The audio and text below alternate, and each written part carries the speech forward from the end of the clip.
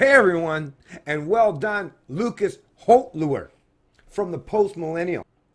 I see big things on the future, on the horizon for the Post-Millennial and those who contribute to that particular news and media organization. Where the establishment media is failing and faltering or leaving a void in terms of holding power to account, up-and-comers such as the Post-Millennial are filling that void. I'll mention Spencer Fernando as well. Another person, another Canadian who's trying to fill that void, who's doing his part to hold power to account as well. And many more are propping up every day, folks. Times are definitely changing. Out with the old guard and in with the new. This particular video, in regards to this article, is all about the Covington Boys. You know, those Catholic boys that were down there in Washington as part of a pro-life protest? I'm sure many of you are already familiar with the fact that not just the media hacks in the US in regards to how they treated or reported on this situation or this story as it unfolded. They were basically trying to suggest that these young teenagers, as young as what, 15, 16 years old, high school students, they painted them as being racist, bigoted, evil boys that were just there to wreak havoc and cause mayhem. Fortunately, we live in the day that video evidence has the ability to not just detract from, but completely deny the rhetoric espoused by those in the media. And thank goodness for that. Otherwise, I'm pretty sure that story, that hit piece, would have stuck. But as we know now, places like the Washington Post and a lot of these other big media conglomerates or corporations had to issue apology statements or retract some of the bullshit premises that they put forth in their original articles.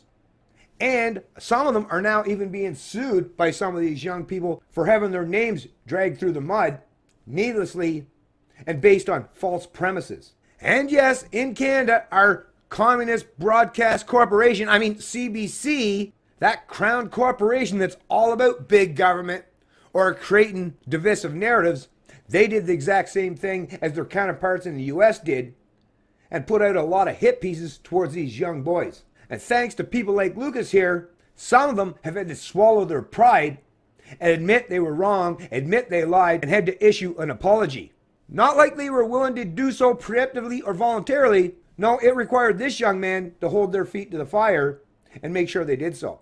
Headline out of the Post-Millennial: CBC apologizes for broadcasting fake news on the Covington Boys upon request. In the January 20th edition of one of CBC's flagship news programs, The Weekly, hosted by longtime CBC reporter Wendy Mesley, the national broadcaster falsely reported that the MAGA kids were harassing and bullying a peaceful Indigenous elder by crowding him and chanting, "Build that wall." These kids were in Washington, D.C. on Friday, January 18th to attend the massive pro-life rally being held in the Capitol that day. While initial media reports of the confrontation ran hot with charges of racism and cries of "Trump's America," thanks to a viral photo showing what appeared to be a smug teen encroaching in on an elderly Native man's space. The facts that followed proved these claims to be worthless. It turns out that it was actually Native elder Nathan Phillips who initiated the encounter, approaching the MAGA kid Nick Sandman and beating his drum right next to Sandman. Phillips was followed by a group of black Hebrew Israelites, a black supremacist cult, who hurled insults and racial epithets towards Sandman and his classmates. All this became clear once further video of the encounter began to surface on Saturday.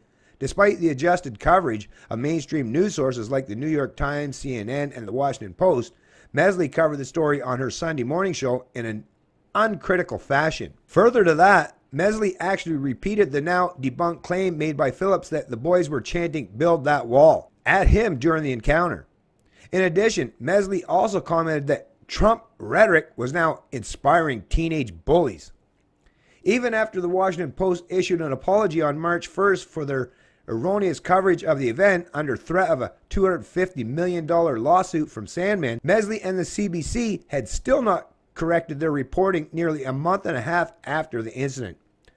Seeing this, a reporter from the Post-Millennial reached out to the national broadcaster to inquire whether an apology was in the works.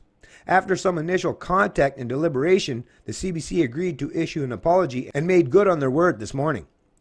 Mesley ended her show on Sunday saying they wanted to clarify the record. on this story and point out that the claim made by Phillips that the boys chanted "build that wall" was false. Finally, ending off the program, Mesley said that they regret characterizing those teens as teenage bullies. What do you make of the CBC's apology? Was it enough? Join the conversation by commenting below. I'll just say my own personal opinion, first and foremost, is no, it wasn't enough. They basically did as minimal as humanly possible. And I'm sure they did it begrudgingly. Or I'm sure she did it begrudgingly. As you can tell by look at how... okay, sort of we said they're bullies, and that's about it. Like I say, minimal as far as protraction or an apology. This is the most blatant and pathetic excuse for an apology. I mean, hello, you folks at the CBC, you're big proponents of the federal Liberals, right, under Trudeau. At the very least, that's something at least that man can do a whole lot better than you folks can do. He can even pull out the fake tears when he issues his apologies. I mean, at the very least, you should put at least a little bit of work or effort into it if you want us to take it seriously. I'm not saying you have to shed a tear, Wendy, but come on. At least throw us a little bit of a bone, right?